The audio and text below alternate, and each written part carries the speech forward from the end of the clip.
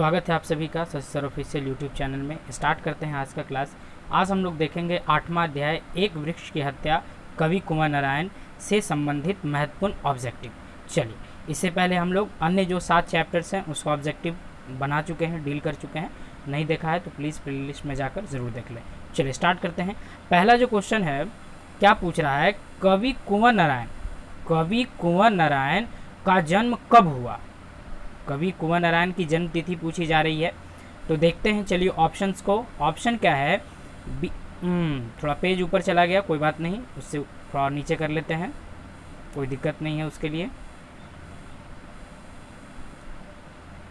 क्या है, 20 सितंबर 1927 ईस्वी, 19 सितंबर 1927 ईस्वी, या फिर 23 सितंबर 1927 ईस्वी। चलिए देख लेते हैं। तो आपका ऑप्शन जो बी है वो सही है। उनका जन्म हुआ था 19 सितंबर 1927 ईस्वी, ठीक है, लखनऊ उत्तर प्रदेश में। तो ऑप्शन बी इस तरह से आपका क्या हो गया, सही हो गया। चलिए प्रश्न नंबर 2 क्या पूछता है कि कविता लिखना कुंवर नारायण ने कब शुरू किया। यानी कविता लेखन की जो शुरुआत है उन्होंने कब की थी। तो आपकी किताब में स्पष्ट रूप से इसका तिथि वर्णन है, लेकिन चलिए ऑप्शन पहले देख ले तो उसके बाद आंसर बताएंगे आपको।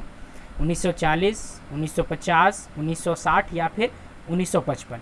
तो किताब के अनुसार आपका ऑप्शन बी सही है। 1950 के आसपास जो है उन्होंने कविता लिखने की शुरुआत कर दी थी।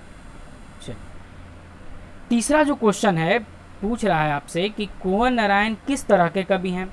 नगर संवेदना है, प्रतीकात्मक है, आदर्शवाद है या फिर सभी।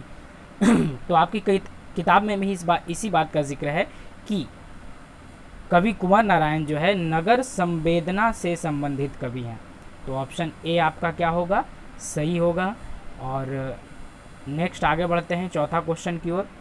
चौथा क्वेश्चन क्या पूछ रहा है कि एक वृक्ष की हत्या कविता किस काव्य संग्रह से ली गई है। यानी किस काव्य संग्रह की ये कविता है, एक वृक्ष की हत्या।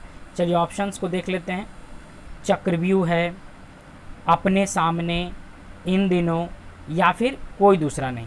अगर आपने क्वेश्चन बैंक उठा के देखा होगा तो पिछली परीक्षाओं में जो है ये क्वेश्चन पूछा जा चुका है बोर्ड परीक्षाओं में।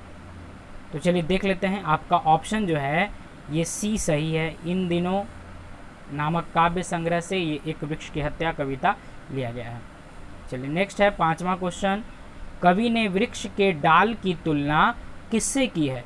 तो याद कीजिए कविता की पंक्तियों में हमने पढ़ा था राइफल सी एक सूखी डाल, अर्थात सूखी डाल को कवि ने क्या बताया, राइफल।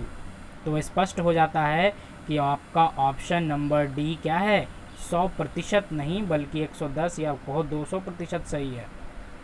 चलिए नेक्स्ट छठा क्वेश्चन क्या पूछ रहा है कि वृक्ष को क्या कहा गया है।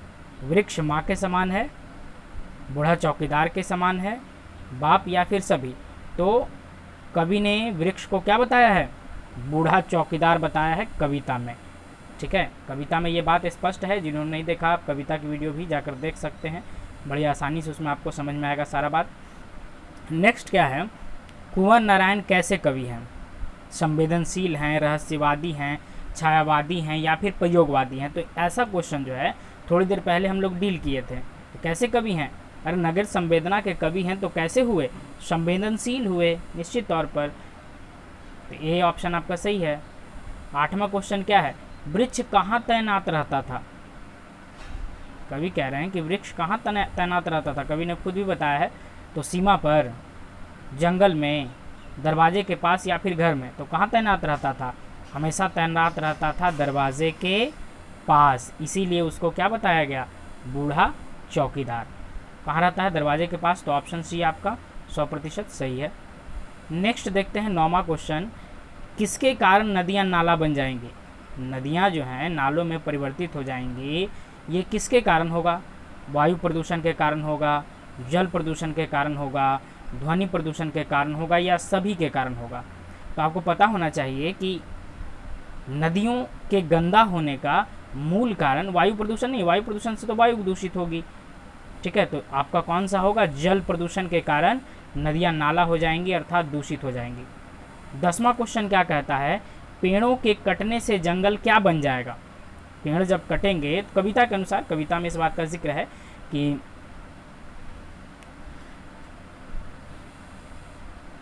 देखते हैं क्या है ऑप्शन। सबसे पहला मैदान बन जाएगा, बगीचा बन जाएगा, मरुस्थल बन जाएगा या फिर वन बन जाएगा।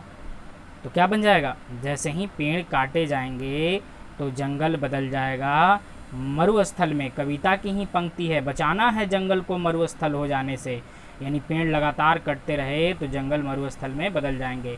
हवा धुआं क्यों बनता जा रहा है, हवा के धुआं बनने का क्या कारण है, जल प्रदूषण के कारण नहीं, जल के प्रदूषण के कारण तो जल दूषित होगा, ध्वनि प्रदूषण के कारण ध्वनि दूषित होगी, वायु प्रदूषण, सही बात है, वायु प्रदूषण के कारण जो है आपका हवा क्या बन जाएगा, धुआं बन जाएगा। तो इस तरह से हम लोग 8वां अध्याय भी क्लियर कर लिए। इसी तरह से बैक टू बैक जो है नेक्स्ट डे आपको 9वां अध्याय का वीडियो भी मिल जाएगा। तब तक के लिए बने रहे हमारे चैनल पर। अगर नए हैं तो प्लीज़ चैनल को सब्सक्राइब करें और ज़्यादा से ज़्यादा लाइक कमेंट शेयर ज़रूर करें, ताकि हमें आगे भी इसी तरह की वीडियोस बनाने की प्रेरणा मिलती रहे। ठीक है, मिलते हैं नेक्स्ट वीडियो में, तब तक के लिए सबको मेरी तरफ से जय।